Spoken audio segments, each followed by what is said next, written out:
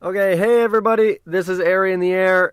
Today on the podcast, I want to tell you this crazy story about what happened in Valle de Bravo, Mexico last year, January 2016. Okay? Valle de Bravo is this beautiful, picturesque town in central Mexico, about 2 hours from Mexico City. It's high up in the mountains. It's on this beautiful, huge lake, and it's one of the world's best places to fly cross-country paragliding. So, at the time, there was the Paragliding World Cup Super Final going on, meaning that over the entire course of the year, they go around the world to these different venues and everyone races, and at the Super Final, it's basically the final race where only the top 150 people who have qualified are racing. So I'm flying at a site where there's 150 pilots every day who are the best in the world flying around, which is so awesome. You get to learn a lot just by watching them. Okay? The town itself is really quaint. It has this beautiful little plaza in the middle of it. You can land your paraglider right next to the lake and just walk the 8 blocks or whatever it is up into the town. And in the town, every night there's these 2 or 3 ladies who have these taco carts. Okay? It's not a taco truck. It's like a little tiny taco cart. And they'll give you a taco for like 75 cents, or something, 50 cents. Tacos and quesadillas and pambazos and all kinds of little delicious treats. And they've got, 6 or 8 different kinds of fillings. You can have the chicken, you can have the pork, you can have the tinga, the lengua, the chicharron, all kinds of things, right? I love eating food from street vendors in Mexico. It's pretty much my favorite way to eat. So one night, we'd been paragliding all day. I had a couple friends from Oregon down there with me, and we all went to dinner and had some drinks and hung out. And then we went back to my buddy's hotel room. He had a little vape pen that he had brought with him, and we partook. Anyway, one thing leads to another. It's getting kind of late, so we all decide that we're going to go back to the hotel. So as I walk out of his hotel, a person is walking down the street and we meet eyes. And just something about the way he looked and the way he walked, I just knew that he was an American. So as we start walking down the sidewalk, he's like half a block ahead of us, and he hears us making jokes and laughing in English, so he stops and waits for us with his girlfriend. And we come up on him, and he said, "Hey, guys, couldn't help but overhear your English. I was hoping you could tell me where the bar is." We said, "Of course, yeah, the bar's 2 doors down from my hotel. We'll walk you right there." So, turns out this guy, we'll just call him JDPS, because that's his name, Juan Diego. Shout out to Juan. He is from Washington, D.C., and is just there visiting because he's been living in Mexico City. He's kind of got an interesting story. Anyway, we take him to the bar, and we were just going to leave him there and say, "Yeah, here's the bar, we're going home." But he insisted. He's like, no, I'm buying you guys a round of drinks.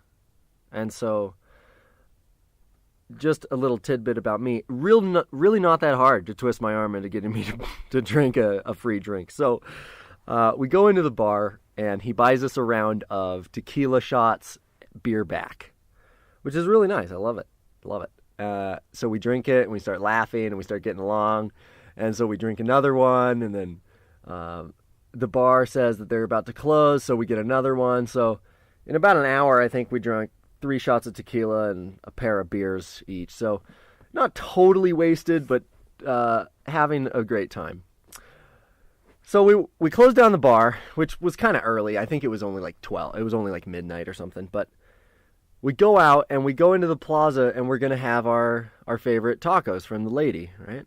And so we go to the lady and we get our first taco. You don't go up to the lady and you don't say, "I'll take 3 of these, 2 of these, and 2 of these." No, you say, "I'll start with one of these. And she gives it to you, and then you go back and you're like, "Okay, I'll take one of these." And you eat it, and then you go back and you say, "I'll take one of these." All right, so I get my first taco, I eat it, and there's this little kid who's maybe 11 or 12, maybe 13 years old. They call him Camouflage, and he's a street kid. He lives there he doesn't live on the street. He has a family, but he hangs out on the street. He hangs out in the plaza constantly, and he's looking for opportunity. The opportunities he's looking for are either to make money or to cause trouble. So to make money, he's going to do things like opening the door of a taxi for a gringo, hoping that it'll hand him a couple pesos, that kind of thing. As for the trouble, I'm not so well versed in exactly what he's doing to get in trouble, but I can only imagine, as I was a 11, 12, and 13-year-old troublemaker in my own life.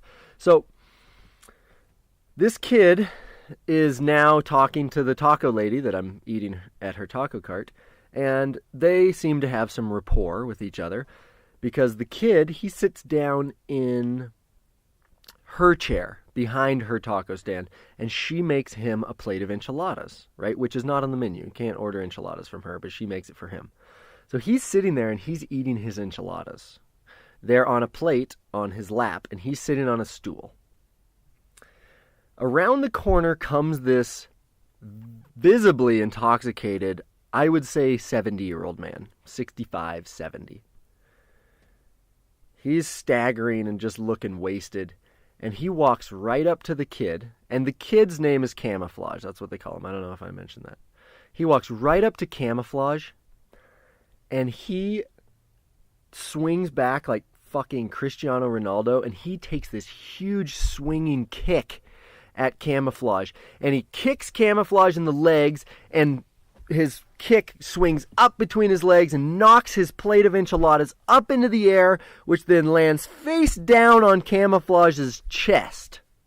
Well, holy shit. I'm standing right there just thinking, what the fuck is going on here? And Camouflage jumps up out of his seat. He grabs the enchilada off of his chest. He puts it back onto his plate, and he proceeds to rip his flannel off like a little vato about to street fight, and he puts his dukes up and starts taunting the old man. Put your dukes up, we're fighting right now, get your... And this is all in Spanish. He's like, let's see your knife, pussy! And right then, this 65, 70-year-old drunk-ass dude brandishes this box cutter out of his pocket, okay? And it's not the box cutter that has the little white sleeve that you can just slide in and out and gives you a razor. This is the one that, like, ratchets out, that all the blades are like pre-perforated so they'll break off, which when you brandish it all the way out, it means that your knife will just easily break, which gives me a pretty good idea that this guy's just a fucking moron, has no idea what he's doing, and has more intent on threatening than trying to stab someone with this box cutter. But at any rate, I see the situation escalating pretty fast. It was crazy.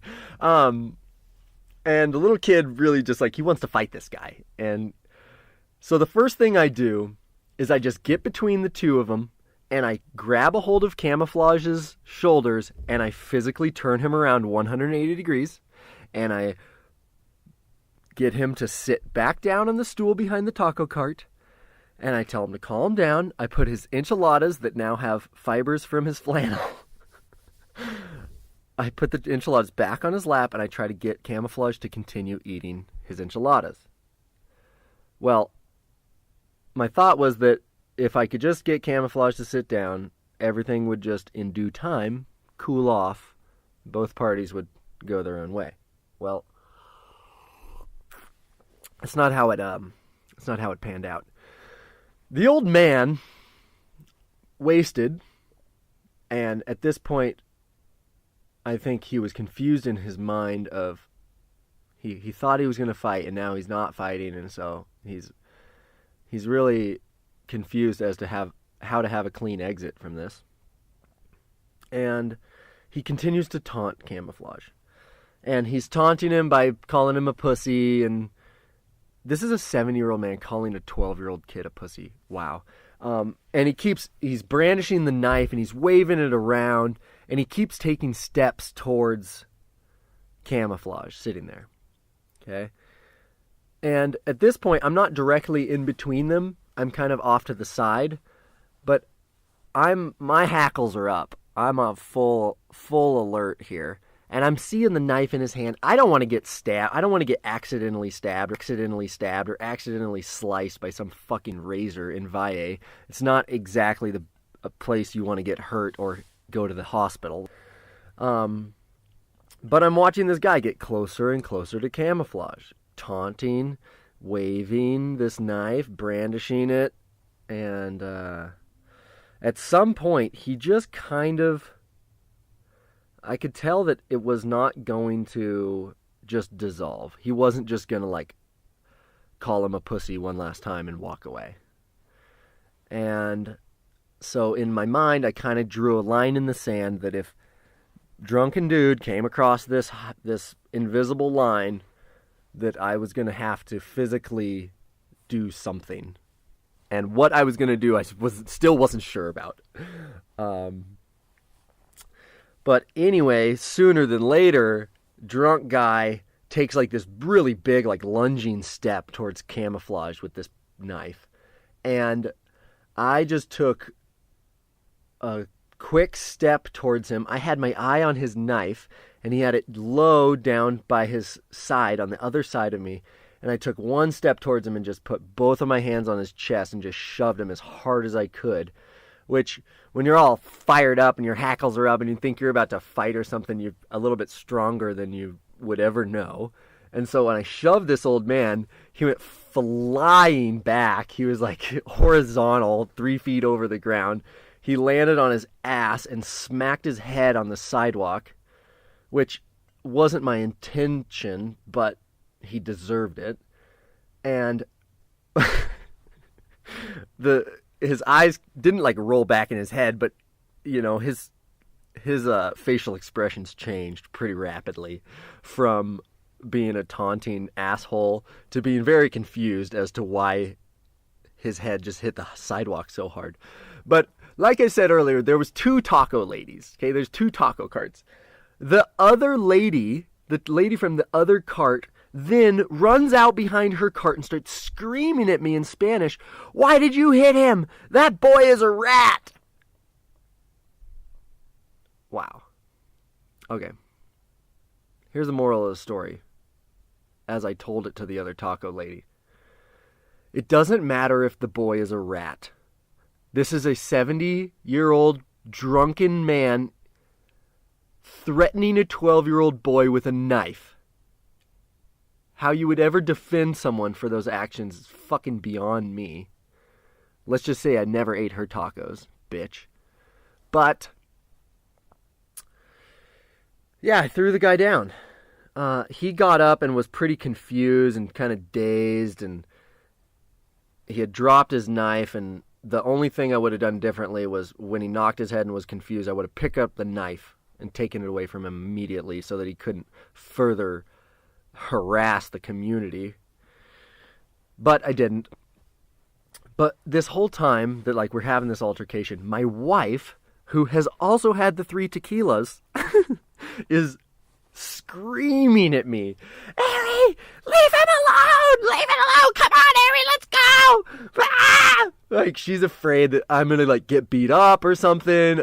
And I'm looking around like I've got this like new friend of mine from Washington, D.C., and he's not exactly tiny. And we've got this 70-year-old drunken man. I'm like, who is going to beat us up here? Why are you screaming at me? But after I pushed the guy down and had the interaction with the other lady defending him, we heard these like there was people in the plaza that were kind of chanting, "Kick his ass! Kick his ass!" And at the time, my wife was like, "They're going to beat you up." I was like, "No, they're telling me to kick his ass." Oh, I didn't kick his ass. I just pushed him down. It worked. But here's the thing. The next day, I was walking out of the plaza in the evening, and I saw Camouflage walking with who I assume was his older brother. His older brother was kind of like a half step behind Camouflage, you know, in the way that he was keeping his eye on him and making sure that he was behaving himself. And when Camouflage saw me, his eyes lit up like "Oh, my savior, you saved me. You stood up for me." And he like came up to me and wanted to give me a high five. And I said, "No. You fucking behave yourself. You obviously have been doing something that has you fighting 70-year-old drunk man in the plaza. Come on, get your shit together, kid." And I'm glad his brother heard that conversation as well. But I'll be back in Vi, and I'll be looking for camouflage. Hopefully we can inspire him to paraglide or do something so he's not just doing constant fuckery in the plaza. But there you have it. That's my story. The only time I've thrown a 7-year-old man on the ground. Okay, so if you like that story, you got some questions, shoot me an email, areaintheair@gmail.com. Check out this podcast on bivy.tv or at areaintheair.com, where you'll find trips and coaching. Bivy.tv is your source for all your real adventure culture needs, baby. We'll see you soon.